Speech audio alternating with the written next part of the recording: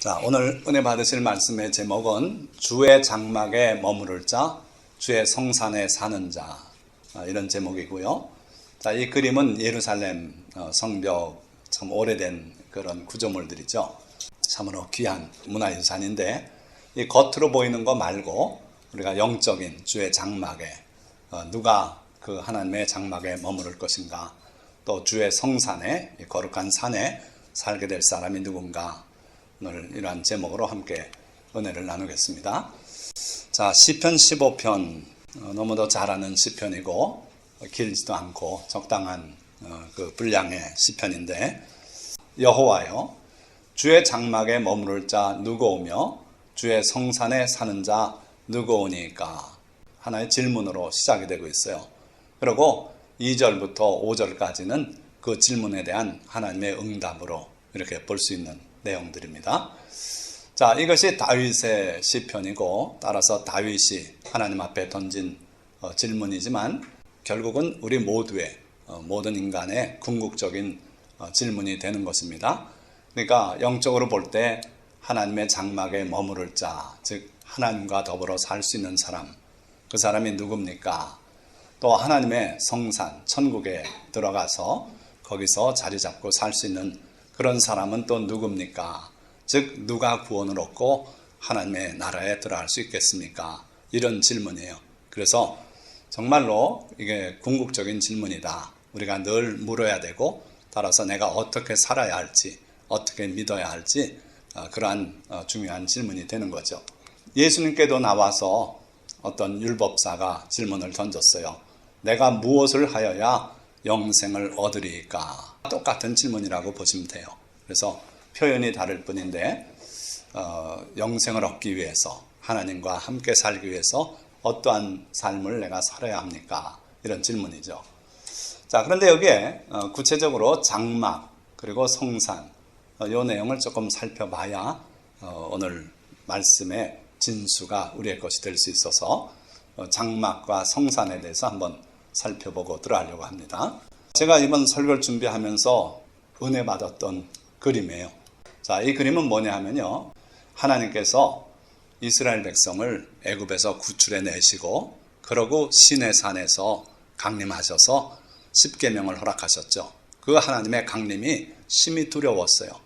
땅이 흔들리고 하늘에선 트럼펫 소리가 들리고 귀가 찢어지는 듯한 우레소리에 번개가 번쩍이고, 그리고 시내산은 온통 연기가 타오르고 불이 타고 있고, 그런 가운데서 하나님께서 나는 너희를 애굽에서 구해낸 여호와니라 말씀하시고, 내 앞에 다른 신을 두지 말라, 여기서부터 시작해서 내 이웃의 것을 탐내지 말라는 그 계명을 다 들려주셨어요. 그 계명을 듣는 동안 이스라엘 백성들은 두려워서 떨었어요. 살아계신 하나님께서 실제로 이 지구상에 인간의 삶에 개입하셔서 그렇게 말씀하신 적이 없었고, 그 하나님의 음성이 감당하기 어렵게 두려움을 그들에게 주었던 거예요. 그래서 하나님께서 십계명만 말씀하시고 더 이상 말씀 안 하고 잠잠하실 동안에 모세에게 달려가서 당신이 하나님 말씀을 듣고 우리한테 전해주시오. 더 이상 들어서는 우리가 살 수 없겠다고, 이 땅에 인간이 어느 민족이 하나님의 음성을 이렇게 직접 듣고 살은 적이 있냐 하면서 모세 보고 대신 듣고 오라 그랬어요. 그래서 하나님께서 그 백성들의 탄원을 들으시고 그들의 말이 옳다 하면서 모세를 불러 올렸어요. 그래서 네가 대표로 올라오거라 해가지고 시내산 꼭대기에서 하나님께서 십계명도 돌판을 주시고, 그러고 모세와 대화를 여러 날 했어요. 얼마 동안요? 40일 동안.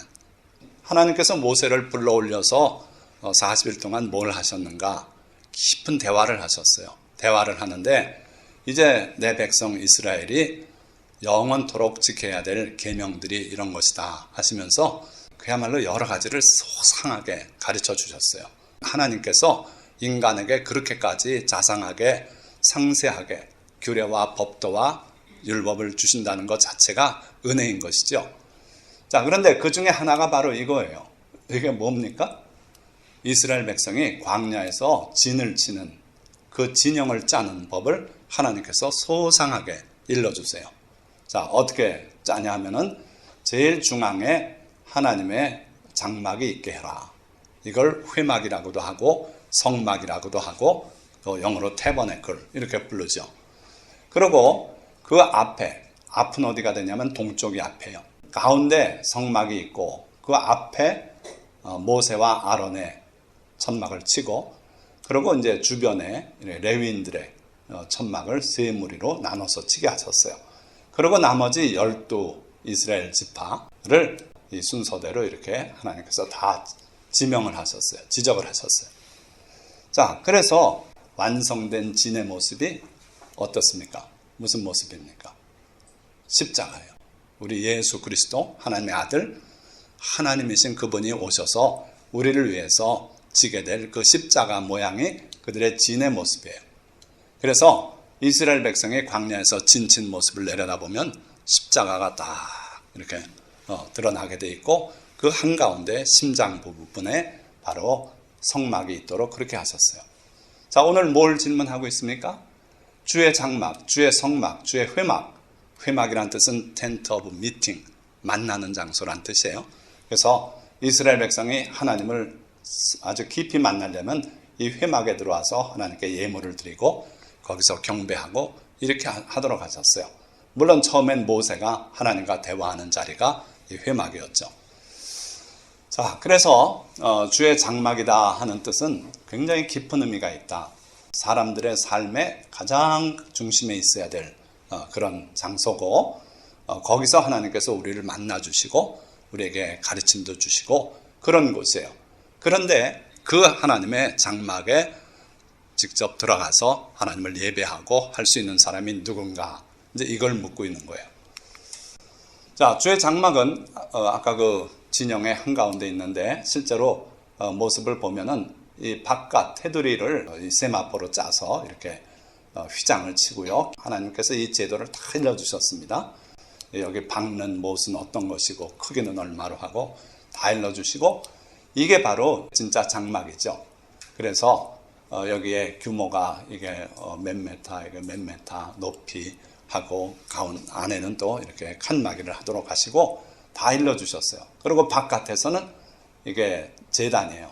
짐승 잡아서 번제로 태워드리는 제단이 있고, 제사장들이 씻기 위해서 쓰는 큰 물통, 바다라고도 부르는 물두멍 이런 것들이 있고, 그리고 짐승을 잡아서 운반하는 수레도 있고, 이렇게 다 하나님께서 소상하게 일러주셨어요.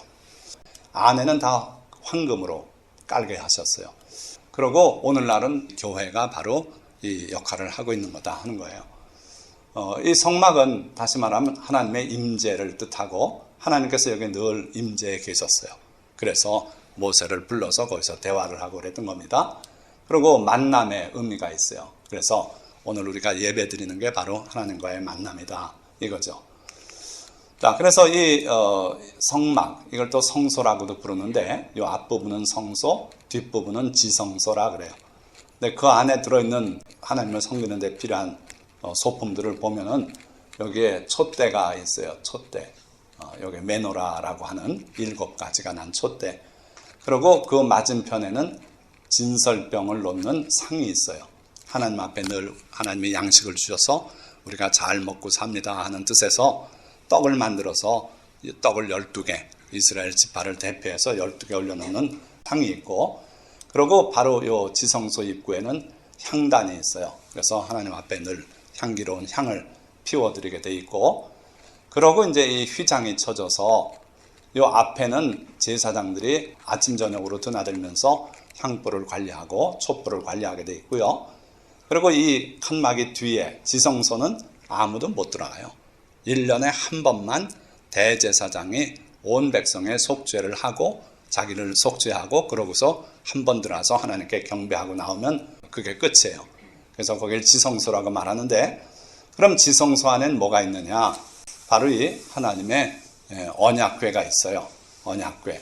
자, 이 언약궤라는 것은 왜 언약궤냐면 이 안에 하나님의 십계명 2돌판이 들어있어요. 이 십계명의 의미는 우리는 우리의 생활을 어떻게 살라고 지시하는 그런 걸로만 생각하는데, 그게 아니라 언약조항이에요. 그게 왜 언약조항입니까? 하나님께서 이스라엘을 자기 백성으로 맞아들이고 또 이스라엘은 여호와 하나님을 자기들의 하나님으로 모시겠다는 계약이 이루어지는 거예요. 언약. 그런데 그 계약이 이거를 준행할 때 유효하다 하는 조건이 바로 십계명이에요. 그래서 이 십계명은 언약의 내용이 들어있는 거예요. 살인하지 말라. 예, 하나님, 제가 하나님 말씀대로 살인하지 않고 살겠습니다. 그런데 칼 가지고 돌아다니며 사람을 찍어 죽이고 하면 그 사람은 하나님의 백성이 될 자격을 스스로 상실하는 거예요. 그런 의미가 있어요. 그래서 십계명은 언약 조항이다. 그 십계명이 들어있기 때문에 언약궤라고도 하고 하나님의 말씀이 들어서 여호와의 궤라고도 하고 하나님의 궤라고도 하고 법궤 뭐 여러 가지 이름으로 불렀어요. 어쨌든 이스라엘의 진영 전체 한 중앙에 있었던 이 성막, 또 그 성막에 또 제일 거룩한 곳에 있었던 그게 바로 언약궤예요. 그걸 기억해 주시고 이제 오늘 언약궤 얘기가 많이 나오기 때문에 인트로덕션을 드린 거예요. 자, 그 다음에 이제 주의 성산에 사는 자가 누굽니까? 이렇게 질문하잖아요. 주의 성산이다. 거룩한 Holy Mountain 또는 Holy Hill. 그게 오늘날 이스라엘의 수도로 삼은 예루살렘을 칭하는 거죠. 그런데 오늘 우리가 영적인 의미로 성산을 어떻게 해석해야 되냐면 바로 천국이고 하나님의 나라다. 이렇게 생각하면 돼요. 그래서 지금 다윗이 하나님 앞에 질문을 드리는 것은 누가 영생을 얻겠습니까? 누가 하나님 나라에 살 수 있겠습니까? 누가 하나님의 전에 들어가서 주님을 두려움 없이 뵙고 예배드릴 수 있겠습니까? 그런 질문을 던지고 있는 거예요. 자, 그런데 그런 질문에 대해서 우리 그리스도인들은 굉장히 쉽게 생각해요. 아, 그거야 뭐 예수 믿으면 믿습니다. 그러면 그냥 천국 백성 되는 거고 다 천국 가는 거 아닌가? 그런데 그렇지 않다는 거예요. 주님의 말씀이 그래요. 보세요. 천국 가기 그렇게 쉽지 않다. 내가 너희에게 이르노니 너희 의가 서기관과 바리새인보다 더 낫지 못하면 결코 천국에 들어가지 못하리라. 여러분들의 의가 하나님 보실 때 참 바르게 잘 사는구나 하는 그 의가 서기관들, 그 사람들은 목사님이에요. 오늘로 말하면. 또는 판사 같은 그런 분들이에요. 근데 그 사람들의 의보다 또 바리새인들, 율법을 어떻게 능통한지 원래 하나님이 주신 율법 하나를 지키기 위해서 몇십 가지 율법을 만들어 놓고 그것도 지키는 그런 사람들. 근데 그 사람들보다 여러분들의 의가 더 나아야 천국에 갈 수 있대요. 그러니까 천국 가기 쉽지 않다는 거예요. 특히 부자는 천국 가기가 너무도 어렵다. 낙타가 바늘귀로 들어가는 게 더 쉽다고 그렇게도 말씀하셨어요. 그러니까 천국 가는 건 결코 쉽지 않다 하는 것을 여러분들이 기억하시기 바랍니다. 그래서 제자들이 놀라서 그럼 누가 천국 갑니까? 그러나 하나님은 하실 수 있다. 이렇게 말씀하신 적이 있죠. 그러니까 여러분들이 자꾸 옆길로 가고 하나님 볼 때 실망스럽게 하고 그러면 객관적으로 볼 때 천국 못 가요. 그런데 하나님은 하실 수 있다. 어떻게 하십니까? 때려서 다리 몽둥이를 분질러서 그래서 회개하게 하고 이렇게라도 해서 천국 가게 하신다 이거예요. 그러니까 매 안 맞고 가려면은 계명대로 잘 사는 게 좋다는 거예요. 나더러 주여 주여 하는 자마다 다 천국에 들어갈 것이 아니요 다만 하늘에 계신 내 아버지의 뜻대로 행하는 자라야 들어가리라. 종교로는 안 된다. 집사 장로 아무리 돼도 심지어 목사라 그래도 그가 큰 권능을 행하고 사람 앞에서 그렇게 멋있게 살았어도 그거 가지고 안 된다. 그거 가지고 안 된다. 내 아버지의 뜻대로 행하는 자라야 들어가겠다. 이렇게 주님은 분명히 말씀했어요. 그래서 천국 가는 게 누구 생각처럼 아무나 간다. 심지어 이슬람교를 믿어도 가고 불교를 믿어도 가고 뭐 하나님만 마음에 조금 그리 생각하는 사람이면 다 천국 가서 만난다. 그건 거짓말이에요. 그럴 수가 없어요. 하나님 앞에서의 비극적인 사건들을 오늘 언약궤하고 연관해서 말씀을 드리려고 하는데 이건 제사장 둘이 하나님 앞에서 즉사한 사건이었고 이거는 제사장의 아들이 하나님의 언약궤를 운반하다 즉사한 이야기고 이거는 초대교회 아나니아와 삽비라 부부가 또 즉사했던 그런 장면들이에요. 자, 그러니까 하나님을 섬긴다고 하다 잘못하면은 생명을 빼앗기는 그런 경우도 있다. 그러니까 하나님 앞에 나와서 예배드리고 하나님 섬기고 하는 게 그리 만만치 않다 하는 거예요. 자, 하나님의 교회에 대해서 말씀을 조금 드리려고 하는데 아까 언약궤라고도 그랬고 하나님을 섬기는 그 여러 가지 기구들이 많은데 그 중에 딱 하나 꼽아라 하면은 언약궤를 꼽아야 돼요. 왜냐하면 이 안에 하나님의 말씀 10계명이 들어있었고 또 광야에서 먹고 살았던 만나가 들어있었고 그리고 아론의 쌍난 지팡이가 들어있었어요. 그러니까 하나님의 기적과 하나님의 뜻이 담겨있는 그게 언약궤죠. 근데 신기하게도 이스라엘이 바벨론에게 멸망할 때 또 로마에게 멸망할 때 그들이 성전에 있던 그 아름다운 기물들 그릇이고 또 촛대고 뭐고 그거 다 훔쳐갔던 그 기록들이 다 나와요. 목록까지 나와요. 그리고 로마 디도 장군의 개선문에 보면 그 벽에 양각화로 해가지고 메노라를 들고 가는 모습까지 다 새겨져 있어요. 그런데 이 언약궤는 기록이 없어요. 전혀. 신기하게. 그러니까 하나님께서 아마도 이 언약궤를 옮겨놓지 않았는가. 요한계시록에 보면 하늘의 성전문이 열리는데 보니까 그 안에 언약궤가 있더라 그랬어요. 그러니까 하나님께서 하늘로 옮겨버리신 것 같은데 어쨌든 시내산에서 하나님께서 십계명을 내려주시고 그리고 성막을 만들도록 하시고 그래서 그 성막과 함께 이 언약궤는 항상 같이 움직였어요. 그래가지고 가나안 땅에 들어왔을 때 길가를 거쳐서 이 실로라고 하는 이 도성에 하나님의 언약궤가 놓이고 장막이 쳐지고 그랬어요. 자, 그런데 여기 해변에 있는 사람들이 블레셋 사람들인데 이 사람들이 전쟁을 일으켜서 이스라엘을 공격해 들어왔어요. 그래가지고 이스라엘 백성들이 다급한 나머지 하나님의 언약궤를 메고 그러고 이 전장터로 왔어요. 이게 에베네셀이라고 하는 지역인데 거기 와서 하나님의 언약궤가 도착하니까 큰 소동이 있었어요. 사람들이 사기가 충천해서 만세 부르고 찬양을 하고 그러니까 블레셋 진영에서 볼 때는 지진 났나 그런 정도로 큰 소동이 있었어요. 그래가지고 들어보니까 하나님 여호와 하나님의 언약궤가 도착했다는 거예요. 그래서 블레셋 사람들이 겁먹고 망했다.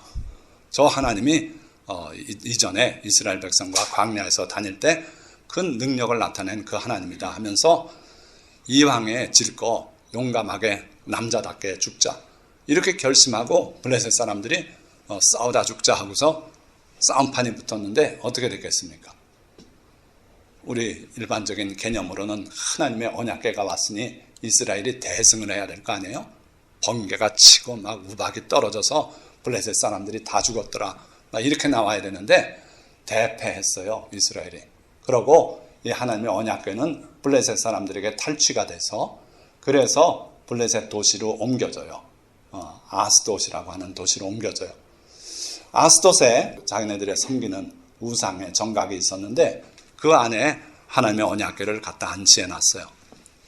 다음 날 봤더니 그 우상이 거꾸라져 있는 거예요. 하나님의 언약궤 앞에. 그래서 참 이상한 일도 있네 하고 우상을 다시 세웠어요. 그랬더니 그 다음 날 아침에 보니까 우상이 또 쓰러져 있는데 이번엔 목이 부러지고 손목이 둘이 부러져 버렸어요. 그러고 그 아스돗이라고 하는 도시에 하나님께서 큰 재앙을 내리셨어요. 너무 두려운 큰 재앙인데 지금 우리가 우리 지식으로 돌아보면 흑사병이 유행했던 것 같아요. 왜냐하면 나중에 이 사람들이 도저히 여호와 하나님의 궤를 우리가 보관 못한다 해가지고 돌려줬어요. 돌려줄 때 황금으로 쥐를 5마리 만들고 종기 모양을 5개를 만들었어요. 그러니까 흑사병이 그거 아닙니까? 쥐벼룩이 사람을 물어서 거기 부위가 종기가 생겨요. 그러고 검게 변하면서 죽는 게 흑사병이에요. 그러니까 급속하게 번져가지고 그 도시 사람들이 막 죽어나간 거예요. 그래서 이 블레셋 사람들이 여호와의 궤를 하나님의 궤를 가드 지방으로 옮겼어요. 그리 옮겨놓으면 좀 어떻게 면할까? 거기엔 더 큰 신이 있고 해가지고 옮겼는데 가드에서도 많은 사람이 죽어나간 거예요. 그래가지고 안 되겠다 해서 에크론으로 옮기자 해가지고 그리 옮기려고 그랬더니 이 도시 사람들이 옮기기도 전에 우리 지방엔 안 된다 하면서 데모한 거예요. 쉽게 말하면. 그래가지고 그래도 어쩌냐 하고서 가져가가지고 결국 여기서 금으로 하나님께 예물을 만들고 그러고 언약궤를 새로 짠 소 달구지에 실어서 돌려줬어요. 이게 국경이에요. 어디로 갔냐면 벳세메스. 여러분들이 잘 아는 내용일 거예요. 그 젖나는 어미소, 그리고 새끼들이 아직 자라지 못해서 하고 엄마 젖을 빠는 그러한 젖나는 소 2마리에다가 수레를 메어서 이 하나님의 언약궤를 실어 보냈어요. 그러면서 이 사람들이 무슨 결의를 했냐면 이 소가 뒤에서 새끼들이 하는데도 돌아보지 않고 자기 길을 가서 벳세메스에 도착하면 이건 하나님의 징벌이었다. 이렇게 보자 이거예요. 만약에 이 소가 가다가 송아지가 하고 부르짖으니까 아이고 내 새끼 그러고 젖줘야지 그러고 돌아오면 이건 하나님의 징벌이 아니라 우연히 일어난 징벌이다. 병이다. 이렇게 생각하자 그랬어요. 근데 놀랍게도 이 소가 송아지들이 음매하는데도 돌아보지 않고 곧장 나가서 벳세메스에 도착했어요. 그래서 그 벳세메스 사람들이 이스라엘 진영입니다. 그 소를 잡아서 하나님 앞에 번제로 드리고 그 수레를 깨서 그리고 불 때는 장작으로 쓰고 그렇게 했던 적이 있어요. 그런데 놀라운 거는 이 벳세메스 사람들이 그 하나님의 언약궤가 도착하니까 사람들이 몰려와 가지고 뚜껑을 열어봤어요. 그랬더니 거기에서 하루에 5만 70명이 즉사했어요. 하나님의 백성인데도 그런 재앙이 임했어요. 그래서 이 벳세메스 사람들이 겁나가지고 하나님의 언약궤를 기럇 여아림이라고 하는 산지로 저 아주 시골 산골짜기로 보내버렸어요. 그래가지고 거기서 아비나답이라고 하는 사람이 하나님의 언약궤를 받아서 20년간을 잘 보존했어요. 자, 그렇게 역사가 흘러갔어요. 그러니까 실로에서부터 에베네셀로 왔다가 빼앗겨서 7개월 동안 블레셋 사람들에게 빼앗겨 있다가 다시 돌아왔고, 그러고 벳세메스 사람들이 5만 70명, 믿어지지 않는 숫자가 죽은 거예요. 그래서 너무도 이건 믿기 어렵다 해서 5만을 빼고 70명이라고 기록한 후대 사본들이 많이 나와 있어요. 근데 오래된 사본에는 5만 70명이 분명히 기록이 되어 있어요. 자, 그래가지고 이 하나님의 언약궤가 어디로 왔다고요? 기럇 여아림이라고 하는 산동네에 와 있었어요. 그리고 아비나답이라고 하는 제사장이 그 하나님의 언약궤를 20년간 잘 간수를 했어요. 그러는 사이에 이스라엘 백성들 머릿속에서는 하나님의 언약궤는 망각이 된 거예요. 다들 잊고 있었어요. 그런데 하나님을 유달리 사랑하는 다윗이 왕이 되면서 하나님의 언약궤 어디 갔느냐? 수소문해 보니까 기럇 여아림 산속에 있습니다. 그래서 그게 말이 되냐 해가지고 하나님의 언약궤를 모셔오는 일을 시작했어요. 그냥 쉽게 가져와서는 안 되고 큰 행사 가운데 옮겨와야겠다 해가지고 3만 명을 소집해요. 3만 명. 이스라엘 백성 제사장 유능한 사람들을 3만 명을 소집하고 그러고서 이 언약궤를 실어왔어요. 실어오는데 싣고서 낙원의 타작마당까지 이르렀는데 여기서 갑자기 소동을 피워요. 소가. 그래서 아비나답의 아들, 두 아들이 소를 몰고 왔는데 그중에 웃사가 책임감이 더 있었던 것 같아요. 그래서 어이구 하고서 하나님의 언약궤를 손으로 제질했어요. 만졌어요. 그래서 여호와 하나님께서 진노해서 그를 그곳에서 치시니 그가 거기 하나님 궤 곁에서 죽으니라. 그러니까 하나님의 거룩한 언약궤를 옮기는 그 일을 감당하고 수고하는 가운데 그걸 만졌더니 죽어버렸어요. 참 비극적인 사건이죠. 왜 하나님께서 그 사람을 상 주지 않고 쳐서 죽게 하셨는가? 좀 이따 보시면 알아요. 그래서 다윗이 좋은 뜻에서 국가적인 큰 행사로 3만 명을 동원해가지고 이 일을 했는데 사람이 죽어나가니 두려움이 왔어요. 지금까지 다윗은 하나님을 두려워한 적은 없어요. 자기는 지금까지 의롭게 살았고 그리고 위기 상황에서도 하나님께서 늘 건져주셨고 그렇게 살아왔어요. 그런데 이거 웬걸? 하나님 섬긴다고 하는데 언약궤 한번 만졌다고 죽어버린 거예요. 그래서 다윗이 두려움이 임했어요. 그날. 그래가지고 이 하나님의 궤를 옮겨오는 걸 포기하고 메어가기를 즐겨하지 아니하고 가드 사람 오벳 에돔의 집으로 메어간지라. 자, 그런데 여기 잘 보세요. 자기에게로 메어가기를 즐겨하지 아니하고, 여기도 메어간지라 그러죠. 잘못 번역한 거예요. 어떻게 가져갔냐면 소 수레 위에다 싣고 갔어요. 메어간 게 아니에요. 그런데 원래 하나님께서는 이 언약궤, 기타 그 상이라든지 촛대라든지 이런 거룩한 성물들을 운반하는 방법은 사람이 직접 메고 가게 하셨어요. 그래서 언약궤에도 보면 긴 대가 2개가 거기 꿰어 있어요. 그건 영원히 빼지 않게 돼 있어요. 그래서 레위인이 이렇게 메고서 그러고 운반하게 돼 있어요. 그런데 하나님의 법을 잊어먹었어요. 사람들이 관심이 없었어요. 언약궤조차 관심이 없었으니 뭐 언약궤 운반하는 법은 더 관심이 없을 거 아니에요. 그래가지고 기껏 한다는 게 소수레를 만들어서 거기다 새로 짠 수레를 만들고 거기다 실어서 운반한 거예요. 그걸 어디서 배웠는가? 블레셋 사람들이 하나님의 언약궤를 반환할 때 그렇게 했어요. 그러니까 그걸 보고 본 게 그냥 자기 상식이 돼가지고 그렇게 하나님의 언약궤를 운반했던 거예요. 하나님께서 기뻐하지 않는 방법이었어요. 하나님께서 일일이 다 모세를 통해서 상세하게 가르쳐 주셨는데 그대로 안 했던 거예요.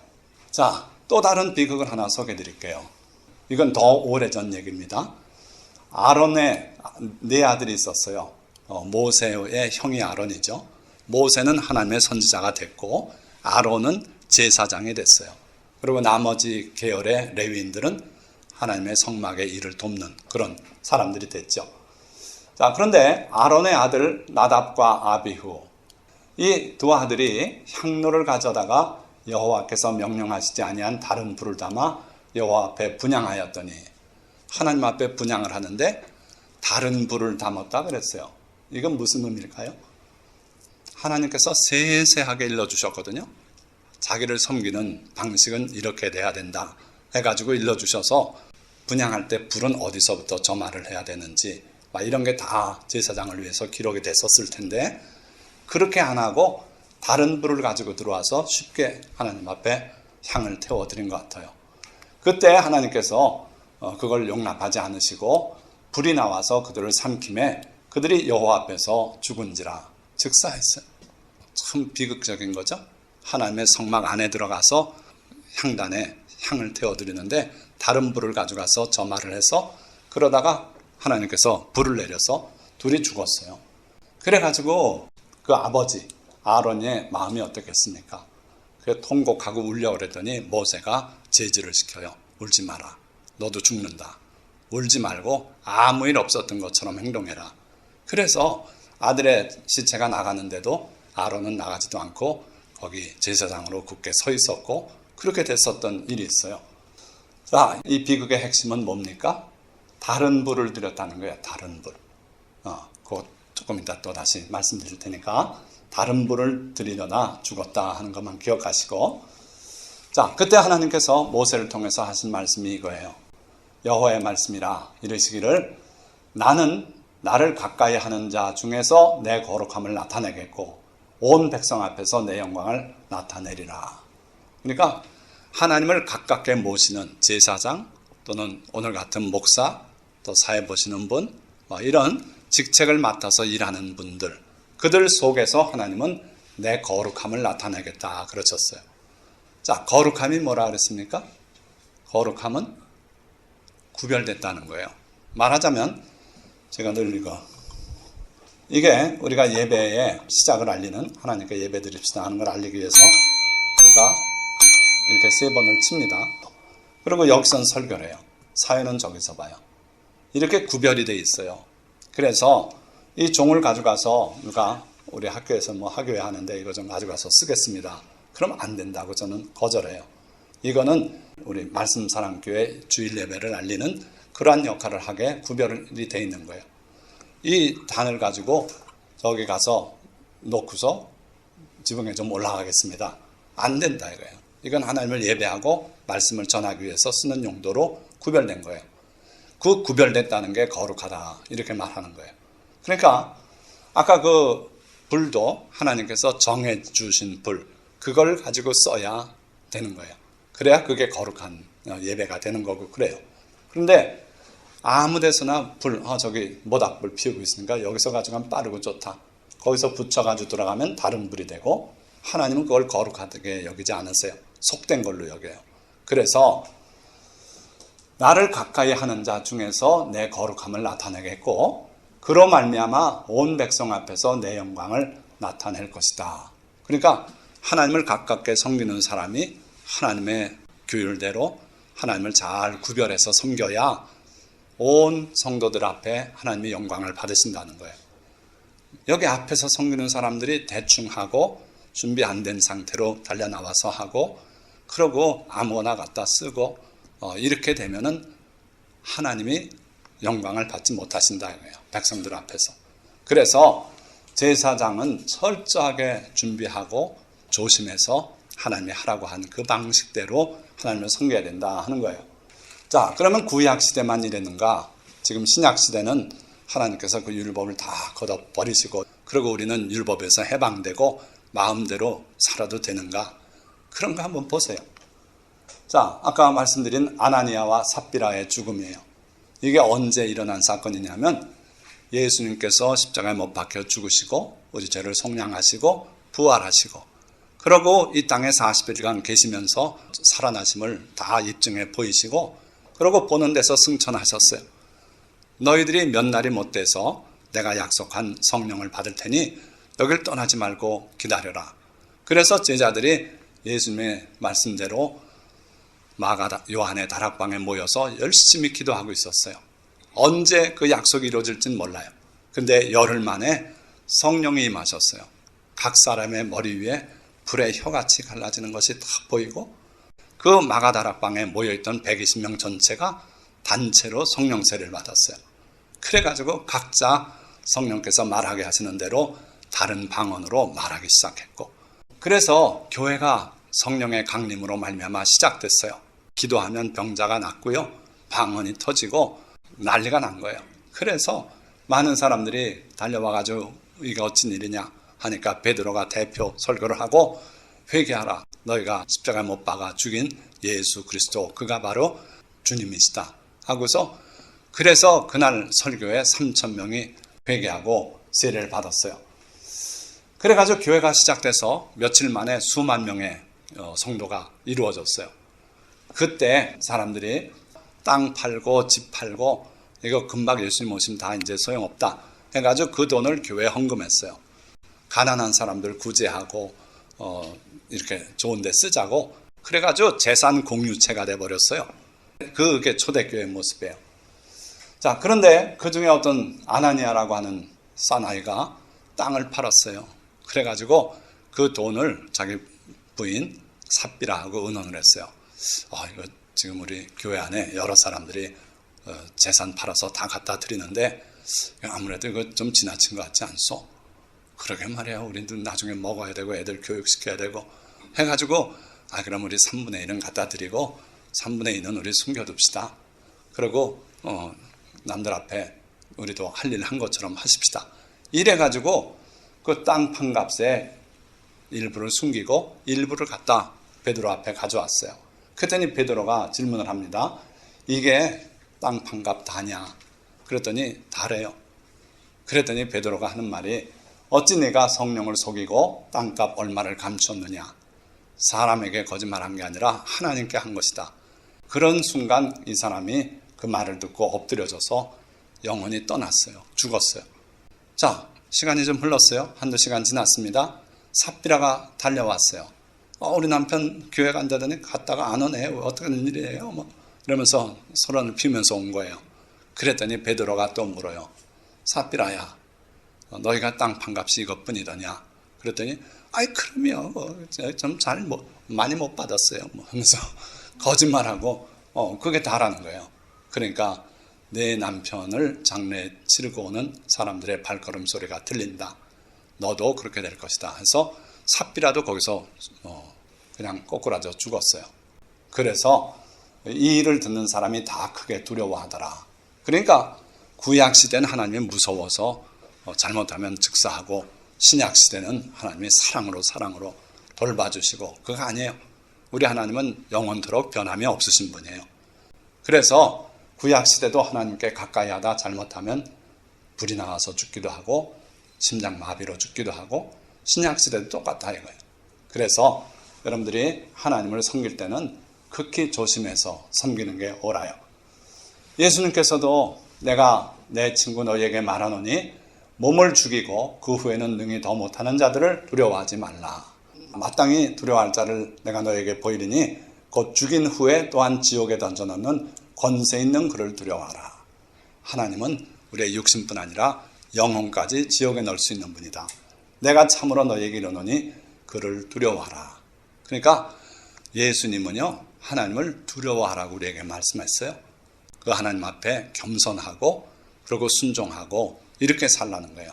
그게 그리스도인의 참모습이다 이거예요. 근데 그리스도교가 변질됐어요. 언제부터 변질됐는지 확 변질돼서 지금 뭐 마음대로 해요.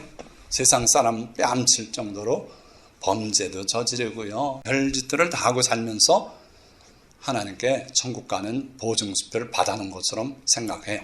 그렇지 않아요. 하나님은 두려우신 분이에요. 우리의 행위를 기록한 책을 들여다보시고 심판하실 그런 분이다 이거예요. 자, 두려워하는 자들과 믿지 아니하는 자들과 흉악한 자들과 살인자들과 음행하는 자들과 점술가들과 우상 숭배자들과 거짓말하는 모든 자들은 불과 유황으로 타는 못에 던져지리니 이것이 둘째 사망이다. 보니까 행위로 다 지옥 가요. 교회 나와서 열심히 집사 장로 됐어도 소용없다. 음행하는 자는 지옥 간다. 점치는 자들 지옥 간다. 우상 숭배하는 자들 지옥 간다. 거짓말하는 모든 자들 불과 유황으로 타는 지옥에 간다. 살인자들 지옥 간다. 그러니까 하나님은 행위대로 심판하시겠다고 분명히 말씀했어요. 그분이 예수님 뭐 때문에 믿습니까? 예수님을 믿어야 성령이 우리 속에 와 계셔서 우리의 죄를 지적해 주세요. 하나님의 말씀에 비춰서 야, 이거는 너는 지옥 가는 행위다. 빨리 회개하라 해서 우리를 죄에서 떠나게 하시는 분이 성령님이에요. 그 죄를 덮어둬서 음행하고 살인하는데도 야, 괜찮아. 아직 5명까지는 더 죽여도 돼. 이렇게 말씀하는 분이 성령이 아니시라는 거예요. 지금이라도 회개하라. 그렇게 해서 우리 죄를 명확하게 보여주시고 지적하시는 분이 성령님이다 이거예요. 다시 너에게 말하노니 낙타가 바늘귀로 들어가는 것이 부자가 하나님의 나라에 들어가는 것보다 쉬우니라. 오늘 이 대한민국에 있는 분들은 다 부자라고 봐도 돼요. 옛날에 가난하게 살 때 비교해 보세요.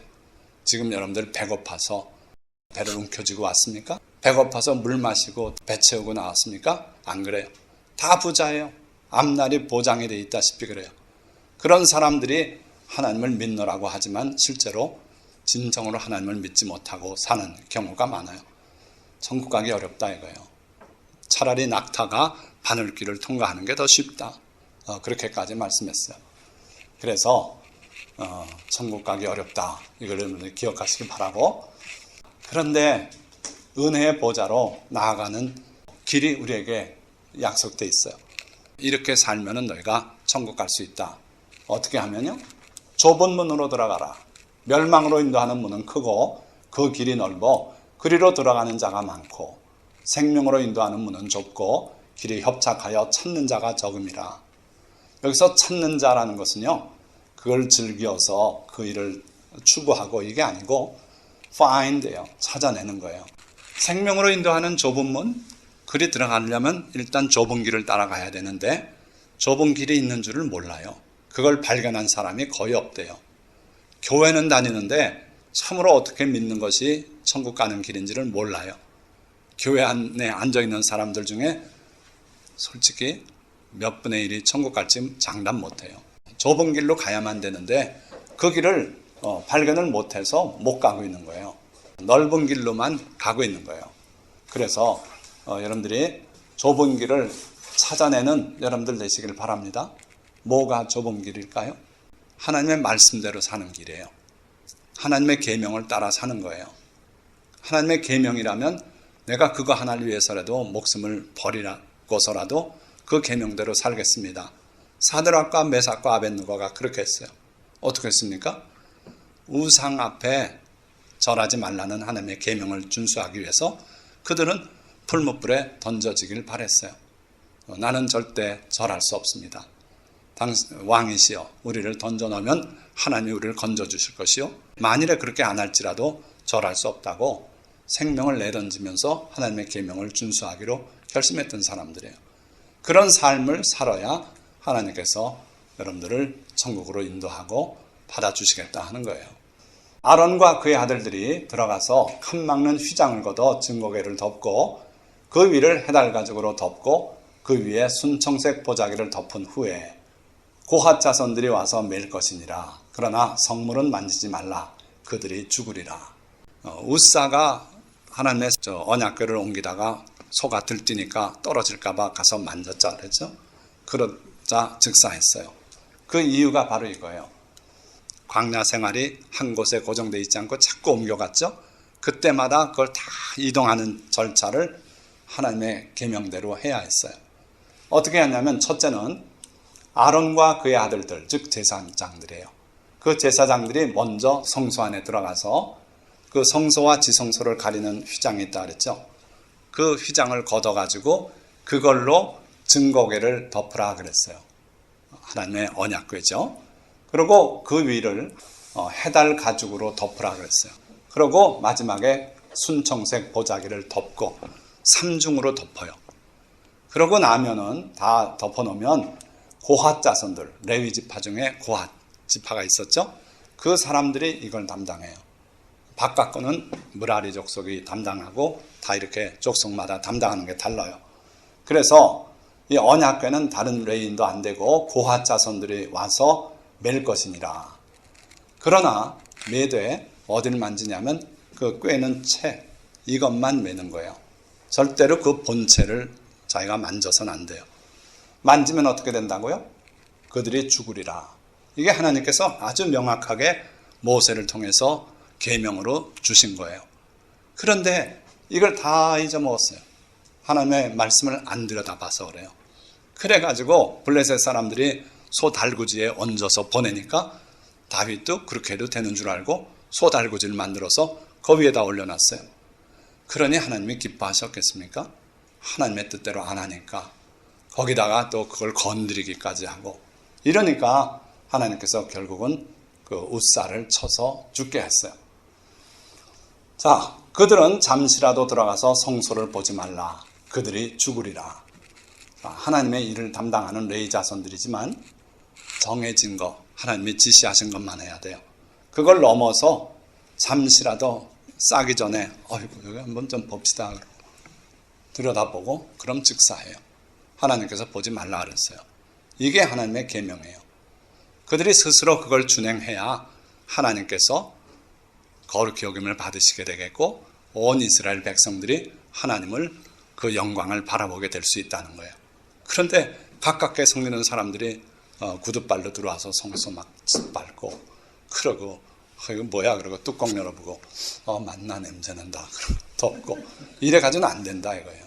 자, 그래서 베세메스에 언약궤가 돌아왔을 때 주민들이 뚜껑을 열고 들여다봐서 그것 때문에 5만 70명이 사망을 했어요.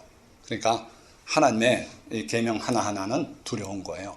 절대로 그 계명을 우리가 미리 알고 준수할 줄 알아야 돼요.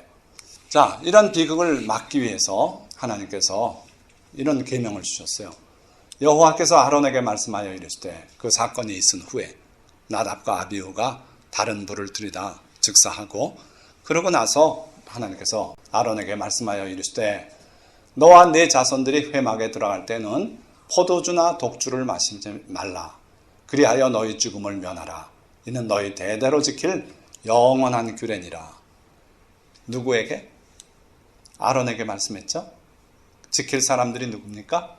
너와 내 자손들. 그러니까 대대로 내 후손들, 즉 제사장은 포도주와 독주를 마시지 마라. 당번이 돼서 그 성막 안에 들어갈 때, 회막에 성소 안으로 들어갈 때는 술 먹고 들어가면 안 돼. 술 먹고 들어가면 즉사하게 돼요. 먹지 말아서 죽지 않도록 하라. 왜 그랬을까요? 바로 앞에 사건과 연관해야 돼요. 이게 10장 말씀인데 10장 전반에 뭐가 있어요? 나답과 아비후가 다른 불을 들이다 죽었다 그랬죠. 그 이유가 바로 이거라고 우리가 추정할 수 있어요. 아닐지라도 어쨌든 술 먹지 말고 들어가야지, 술 먹고 들어가면 죽을 수 있다는 거예요. 그리하여야 너희가 거룩하고 속된 것을 분별하게 될 것이고, 그리고 하나님의 계명을 백성들에게 가르칠 수 있게 될 것이다. 그러니까 술 취하고 이러고서 하나님을 섬긴다고 거들떡거들떡 하면은 안 된다 이거예요. 그래서 하나님을 섬길 때는 철저히 술 먹지 말고, 포도주도 안 돼. 포도주는 뭐 취하지 않습니다. 뭐 석 잔까지는 괜찮습니다. 그런 소리 하지 말라 그러세요. 한 잔도 안 돼. 냄새 맡아보고 이러고 안 돼.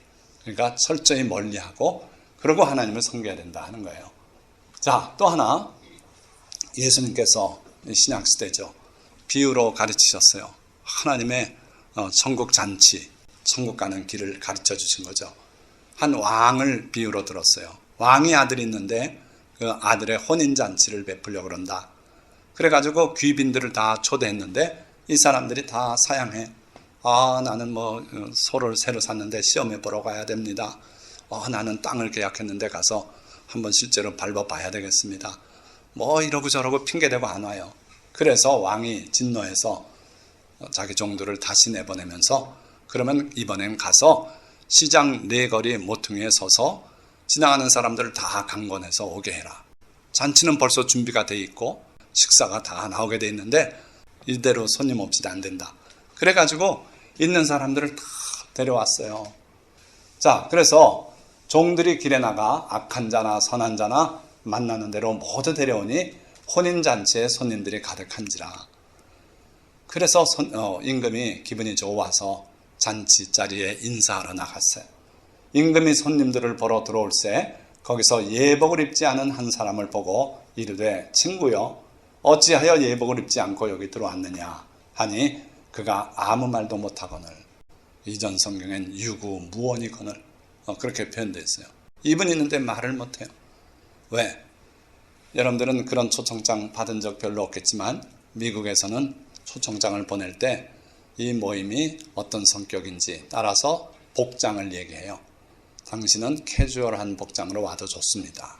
아니면 격식을 차려서 입고 오십시오. 이렇게 그걸 명시해서 보냅니다. 이 초청은 어떻겠습니까? 왕의 잔치인데 적어도 흰옷을 입고 오십시오. 예복을 입고 오십시오. 이렇게 미리 통보한 거라고 봐야 돼요. 그런데 한 사람이 뻔뻔히 예복을 입지 않고 참석했어요. 그랬더니 왕이 하인들에게 시켰어요. 그 손발을 묶고 바깥 어두운 데에 내던져라. 거기서 슬피 울며 이를 갈게 되리라. 이 말씀을 하시고 뭐라고 끝맺음을 하셨냐면, 청함 받은 사람은 많되 택함 받은 사람은 적으니라. 그러니까 누구든지 예수 믿고 천국 갈 수 있습니다. 오십시오, 오십시오. 청함 받았죠. 그런데 실제로 그 중에 끝까지 예수님 잘 믿고 천국 갈 사람은 적다는 거예요. 잘 들으셔야 돼요. 적다 그랬어요. 좁은 문이라 그랬어요. 좁은 길이라 그랬어요. 예수님은 분명히 그렇게 말씀했어요.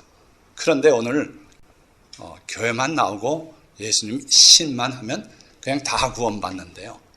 예수님하고는 정반대되는 소리를 하는 거예요. 그러니까 기독교가 왜 이렇게 타락했는지 우리가 돌아봐야 돼요. 그래서 초대 교인들은요, 철저하게 예수님처럼 살았어요. 거룩하게 살았어요. 그랬는데 요즘은 미스터 킴 예수 믿어? 안 믿어? 모르겠다는 거예요. 그렇게 표가 안 나게 믿어요. 술 다 먹어요. 2차 가는데 다 가요. 3차까지 가요. 성매매 업소까지 따라가는 그런 사람들이 교인이라고, 그러고 자기는 천국 갈 줄 아는 거예요. 예수님의 말씀대로는 절대 그렇지 않아요. 바깥 어두운데 쫓겨나서 슬피 울며 이를 갈미 있게 될 것이다. 예복은 뭡니까? 요한계시록에 성도들의 착한 행실이라고 정확하게 정의를 하고 있어요. 착한 행실, 거룩한 행실, 그게 예복이다 이거예요. 예수 믿고 잔치 자리에 왔는데도 예복이 없는 사람이 있어요. 그래서 여러분들이 착한 행실을 할 때 그게 여러분들의 귀한 예복이 된다 하는 거예요. 자, 아까 그래서 다윗이 웃사가 죽는 바람에 겁이 나가지고 하나님이 무서워져서 그 언약궤를 오벳 에돔의 집으로 돌렸다 그랬죠. 그러고 나서 여호와의 궤가 가드 사람 오벳 에돔의 집에 석 달을 있었는데 여호와께서 오벳 에돔과 그의 온 집에 복을 주시니라. 하나님께서 그 오벳 에돔의 집에 복을 내리셨어요. 석 달 동안 도대체 무슨 복을 받았을까요? 하나님께서 복 주시려면 한 달 만에도 우리가 거부가 되게도 하실 수 있어요. 하나님의 능력이 그런 분이에요. 그러니까 석 달 동안 여기 복의 내용은 설명이 안 돼 있지만 기가 막힌 복을 받았어요. 그래서 어떤 사람이 다윗 왕에게 아뢰어 이르되 여호와께서 하나님의 궤로 말미암아 오벳에돔의 집과 그의 모든 소유에 복을 주셨습니다 하고 보고가 왔어요. 그래서 다윗이 가서 하나님의 궤를 기쁨으로 메고, 이것도 잘못 번역했어요. 다윗이 무슨 하나님의 언약궤를 맵니까? 네 사람이 매야 되는데 다윗은 그걸 맬 수 있는 자격자가 아니에요. 그 실제 내용을 보면 다윗은 앞에서 춤을 췄다 그랬어요. 자, 그래가지고 결국 다윗이 그 하나님의 언약궤 모셔오고 새로운 장막을 치고, 그래서 다윗이 오늘 노래하는 거예요. 여호와여, 주의 장막에 머무를 자 누굽니까? 왜냐하면 그 장막이 쉬운 게 아니더라는 거예요. 잘못하면 건드려서 즉사도 해요. 그러나 하나님의 계명대로 옮기라는 방법대로 옮기고 하면 아무 문제가 없어요. 하나님의 계명을 우리가 많이 알아야 돼요. 그래서 하나님의 말씀 따라서 살아가고 하면은 하나님이 기뻐하시고, 내 계명을 가지고 지키는 자라야 나를 사랑하는 자니 나를 사랑하는 자는 내가 그를 사랑하고 그에게 나를 나타내리라고 약속하셨어요. 그래서 여러분들이 하나님의 계명을 많이 알아야 돼요. 성경 번역을 하면서도 그걸 몰라가지고 다윗이 맺다고 번역하는 이런 실력 가지고 안 된다 이거예요. 다윗의 질문에 대해서 하나님의 답이 내려왔어요. 정직하게 행하며 공의를 실천하며 그의 마음의 진실을 말하며, 이런 사람이 내 장막에 들어와서 나와 대화가 되고 거기 머무를 수 있는 사람이다, 이렇게 말씀했어요. 자, 이 내용을 보니까 2절인데 하나님의 성품이에요. 다 하나님은 정직하신 분이에요. 하나님은 거짓말을 모르셔요. 그래서 거짓말을 하는 자들을 하나님은 물리치세요. 성격이 안 맞는 거예요. 그래서 여러분들이 정직한 사람 되시길 바랍니다. 얘는 얘, 아니면 아니요라고 말하는 그런 사람 되시길 바라요. 우리 드라마 보고 앉아있으면 정반대가 많아요. 선의의 거짓말들을 그냥 입에 달고 살아요. 안 돼요. 얘는 얘, 아니면 아니요. 또 공의를 실천하래요. 여러분들의 하나님께서 지위를 주셔서 판사가 되고 또 약사가 되고 의사가 되고 어떤 지위에 있든지 여러분들이 그 지위에서 사회적인 정의를 실천하라는 거예요. 하나님께서 괜히 여러분들을 그 자리에 앉혀놓은 게 아니라는 거예요. 그래서 남들처럼 살지 말고 정의롭게 살거라. 그리고 그의 마음에 진실을 말해라. 진실대로 말하고 정직하게 살고 하나님의 계명대로 살고 이렇게 살라는 거예요. 자, 두 번째는 그의 혀로 남을 허물하지 아니하고 그의 이웃에게 악을 행하지 아니하며 그의 이웃을 비방하지 아니하며. 자, 3절은 보니까 이웃을 해롭게 하지 않는 삶을 살라는 거예요. 하나님께서 계명을 주실 때 첫째는 하나님과의 관계죠. 나 외에 다른 신을 두지 마라. 우상을 만들지 말고 절하지 말고 섬기지 마라. 그리고 내 이름을 망령되이 일컫지 마라. 그게 하나님과의 계명이에요. 또 안식일을 기억하여 거룩하게 지켜라. 나머지는 우리 이웃들과의 계명이죠. 살인하지 마라. 간음하지 마라. 도둑질하지 마라. 거짓 증거하지 마라. 이웃의 것을 탐내지 마라. 전부 이웃에 대한 거예요. 그러니까 하나님께서는 첫째는 자기 성품, 하나님의 성품을 본받아서 정직하게 또 의롭게, 그리고 거짓말하지 말고 솔직하게 말하는 그런 삶을 살아라. 그리고 이웃에 대해서는 해를 끼치지 말아라. 보니까 이것도 번역이 잘못됐어요. 그의 혀로 남을 허물하지 아니하고, 허물은 실제로 누가 뭐 부끄러운 짓을 했을 때 그걸 자꾸 얘기하는 게 허물 보는 거죠. 원어는 그게 아니고 모함하지 말라는 거예요. 없는 일을 꾸며서 그 사람을 해를 입히는 거예요. 모함하지 마라. 절대로 남을 거짓으로 없는 일을 꾸며서, 그건 안 된다. 또 이웃에게 악을 행하지 말아야 된다. 이웃에게 어쨌든 해를 입히지 마라. 그리고 이웃을 비방하지 마라. 그래서 하나님의 성산에 살게 될 사람, 하나님과 교제를 나눌 수 있는 사람은 이웃을 해롭게 하지 않는 그런 삶을 살아야 돼요. 자, 4절엔 그의 눈은 망령된 자를 멸시하며 여호와를 두려워하는 자들을 존대하며 그의 마음에 서원한 것은 해로울지라도 변하지 아니하며. 자, 이런 삶을 살아야 된다는 거예요. 아까 첫 부분은 하나님의 성품을 가지고 실천하며 살라는 거고, 둘째는 이웃에게 해를 입히지 말라는 것이고, 이 셋째는 마음의 자세를 말하는 것 같아요. 그래서 그의 눈은 망령된 자를 멸시하며, 하나님을 존중할 줄 모르고 세속적인 삶의 자세를 가지고 살아가면서 잘 나가는 사람들이 있어요. 주식 작전 세력 꾸려가지고 한탕에서 몇십억을 서로 벌어서 희희낙낙하고 이러면서 사는 사람들, 그 사람을 여러분들은 부러워하지 말라는 거예요.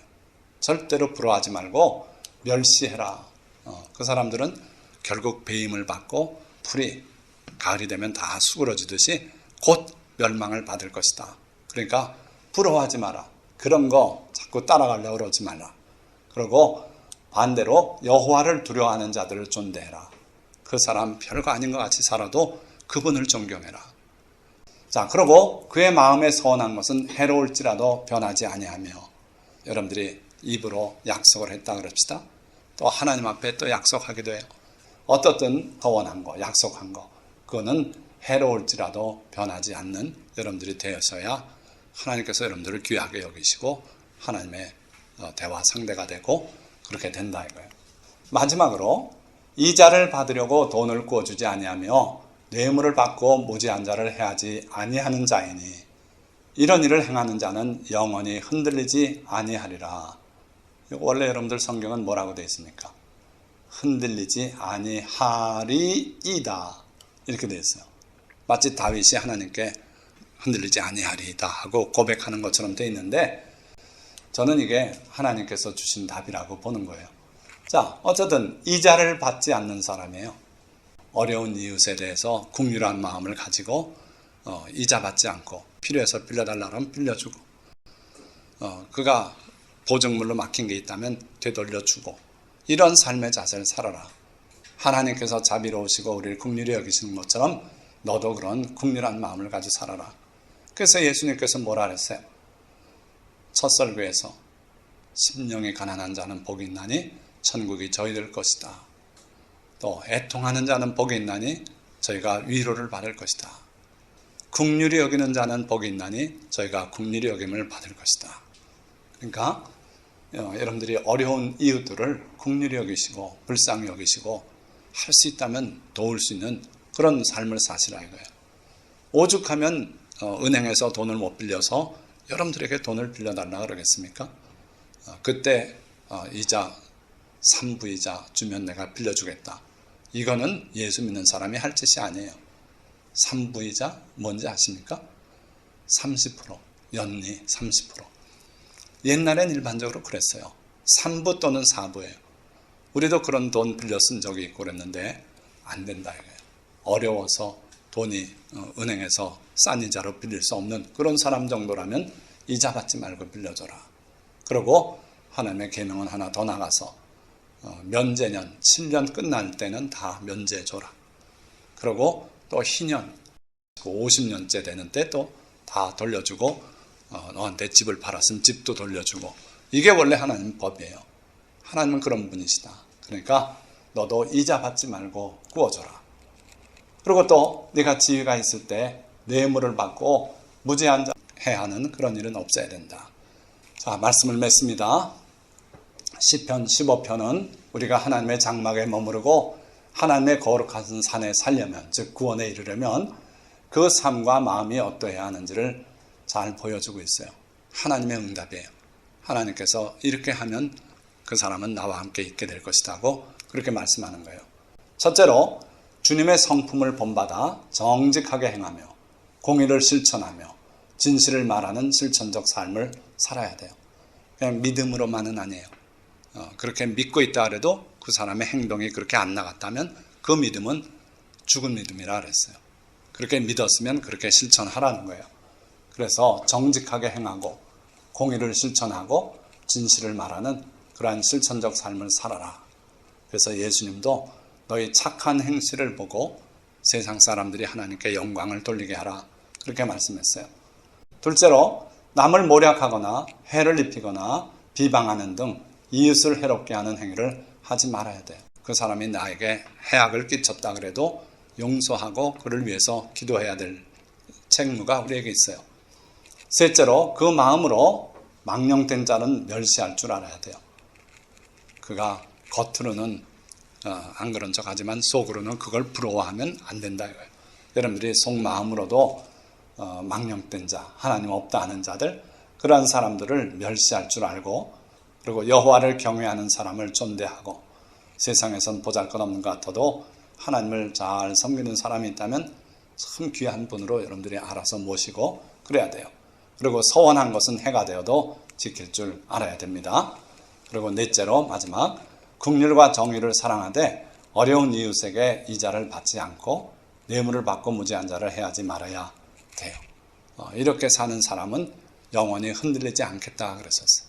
여러분들이 다 이러한 행위가 있는 하나님의 백성이 다 되시기를 주님의 이름으로 축원드립니다. 기도하겠습니다.